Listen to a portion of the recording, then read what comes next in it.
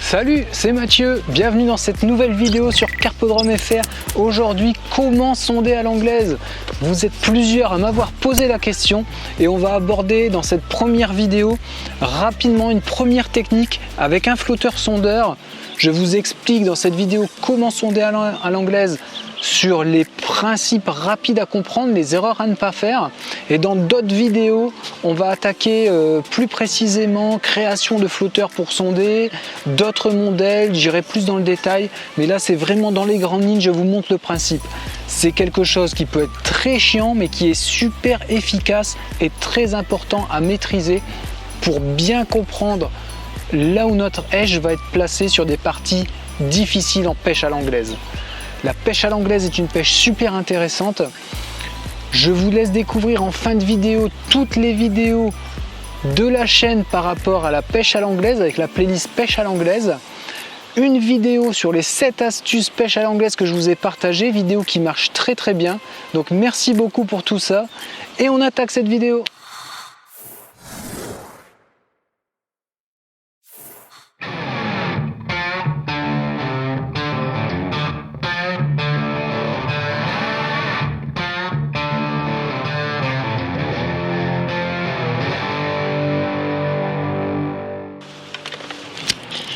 Voilà, vous avez vu, installation du matériel, la canne est prête à l'avance.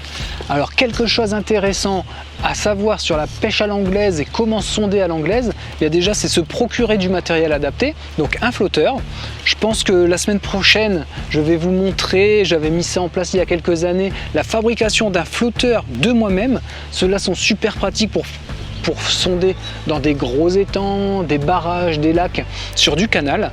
Mais si vous êtes sur un petit étang et que vous voulez sonder précisément à 15-20 mètres, eh bien j'avais mis au point un flotteur qui faisait le même principe et je pense qu'on va se voir ça la semaine prochaine dans la vidéo d'ici une semaine ou 10 jours.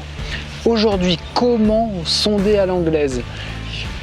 Tout d'abord, on aborde l'aspect canne. Plus votre canne sera longue, plus ça va être facile, intéressant, surtout quand il y a des grands fonds. Parce qu'en fait, le principe, on a notre flotteur, on a un poids en dessous, on jette. Vous allez voir ça en pratique juste après. Le poids va dans l'eau, le flotteur coulisse jusque la surface et à partir de ce moment-là, l'idéal, et ce qu'il faut faire de toute façon, c'est de laisser la canne au-dessus pour que le flotteur ne touche plus l'eau. Et on ramène, on n'a plus qu'à faire notre paire de fond tout simplement.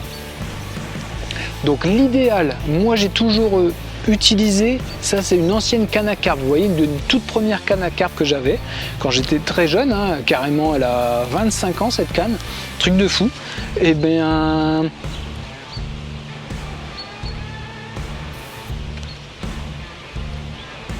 je vous montre le principe, c'est beaucoup plus simple tout simplement.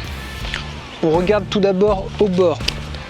Donc sur le principe, le flotteur est passé, il y a le poids en dessous, on va le jeter à l'eau, et là le poids est parti se mettre en équilibre sur le fond. Donc il y a deux aspects, toujours tenir la canne haute pour ne pas que votre flotteur retouche l'eau et ainsi qu'il descende. Donc là vous voyez qu'à cette profondeur, donc à 3-4 mètres, on a déjà 1,25 m, 1,30 m, on va aller un peu plus loin. L'idéal éventuellement, si vous pêchez très régulièrement et pour faire encore un sondage de meilleure qualité, c'est de pratiquer ça avec des cannes bolognaises. La canne bolognaise est une canne souvent télescopiques, donc pratiques pour le transport en plus, mais qui vont faire 5, 6, 7 mètres de longueur. Et ça peut être vraiment hyper pratique si vous pêchez régulièrement à l'anglaise, les grands lacs très profonds. Avoir une canne bolognaise pour sonder, c'est vraiment pratique.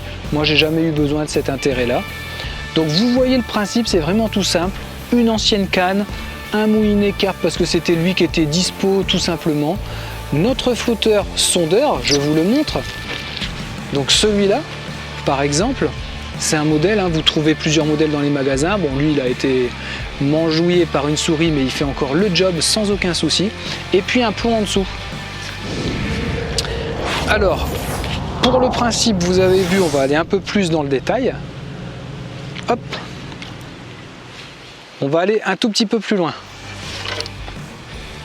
L'idéal, forcément, étant de faire arriver votre plomb le plus à la verticale possible. Vous plantez comme ça, pour ne pas que le plomb aille trop comme ça. Bon, c'est pas trop gênant dès que vous avez pas mal de fond. Donc sur le principe, vous avez vu, on a lancé droit, le plomb est tombé à la verticale, le plomb est parti directement sur le fond, le flotteur est remonté à la surface. Et maintenant, on n'a plus qu'à ramener, on a notre fond, tout simplement. Toujours canne haute, comme ça le flotteur ne retouche pas l'eau.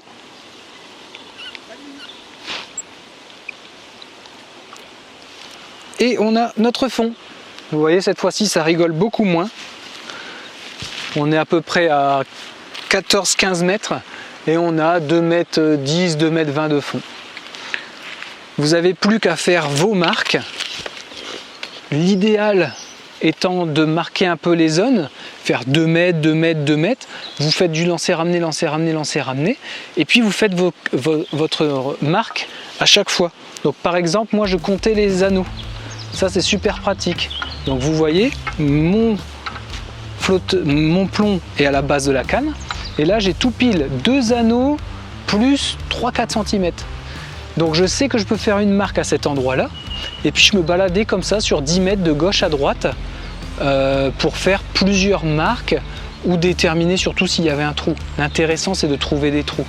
Vous prenez pas la tête à l'anglaise, même si pêcher le plus près du fond c'est super important, surtout pour les pêches de gardon, de précision. Et bien la plupart du temps on pêche quand il fait très chaud, l'été, au printemps, fin d'année. On pêche assez rarement l'hiver. Donc aller chercher un travail de précision sur le fond, ça va vraiment être important pour l'hiver. Mais le reste de l'année, si vous rappelez régulièrement toutes les 2 touches, 3 touches, voire même toutes les touches, eh bien le poisson va naturellement décoller un petit peu à l'anglaise. Et même quand il fait froid, on peut avoir des poissons aux 3/4 d'eau sur le fond ou à mi-eau. Que régulièrement quand il fait très chaud, les poissons vont rapidement monter à mi-eau, voire à tiers d'eau du fond. Et là on peut enchaîner les touches. On verra ça dans d'autres vidéos. Voilà pour le principe de comment pêcher à l'anglaise,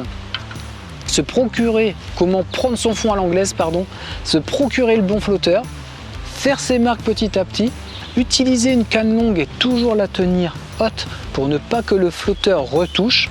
Et puis voilà, aller au bord de l'eau, pratiquer tout simplement. Merci d'avoir suivi cette vidéo, merci de partager toutes les vidéos de la chaîne. La chaîne se développe de plus en plus. Merci beaucoup pour tout ça. Faites de vos rêves votre vie. Salut!